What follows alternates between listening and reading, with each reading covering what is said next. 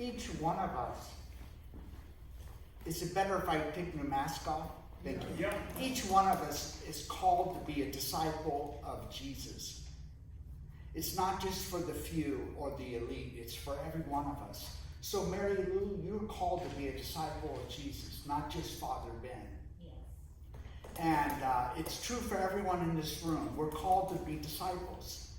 And that's why when we read the Gospels, we so often see the calling of a person to follow Jesus, and it changes their lives. To be a disciple of Jesus means that your life will change. It will never be the same.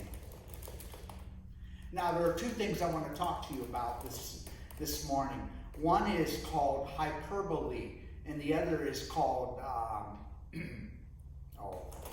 it'll come to me and I'll tell you. I'm going to talk to you about discipleship and hyperbole. Now, Jesus uses hyperbole frequently in his teachings, and for his disciples, this sometimes can be bewildering and confusing. Now, what is hyperbole? Hyperbole is the use of the exaggerated statement to make a point. And Jesus was fond of using this teaching device. He would make a statement to make a point, and it was an extreme statement.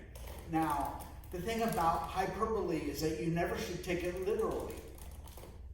And the disciples of Jesus did not take him literally. If they had, they would have been missing hands and missing eyes. But they never took that literally. If your hand causes you to sin, cut it off. No one did that.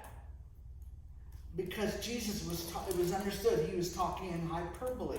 He was using the exaggerated statement in order to make a point. And the point of today is that we're to be disciples, but it costs something to be a disciple. Now, one day I had a dream, and it was one of those vivid kind of dreams. And in this dream I went to heaven. And you think I would have had a good time going to heaven, but I didn't. I was bewildered and confused.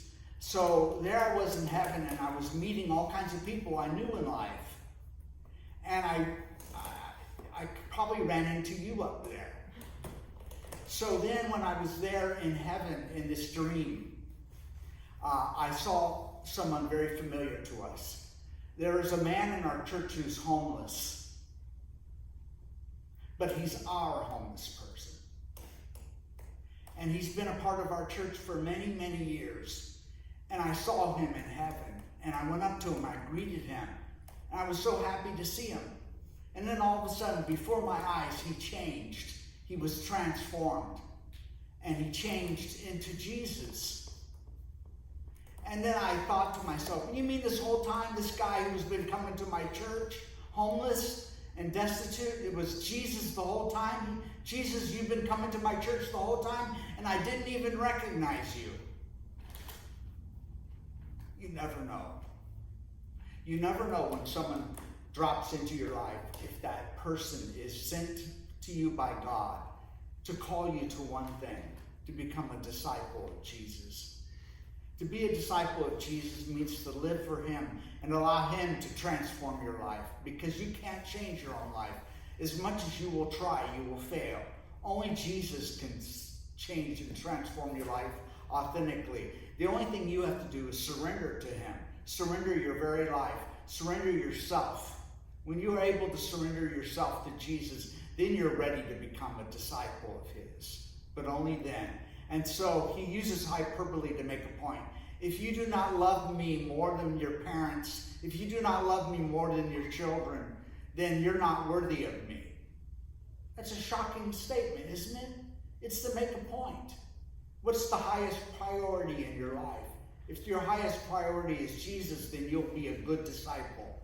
If your highest priority is something else, then you'll fall short in being a disciple of Jesus. There's a cost to be paid to be a disciple of Jesus, but it's well worth it. And that, my brothers and sisters, is the gospel of the Lord. Praise to you, Lord Jesus Christ.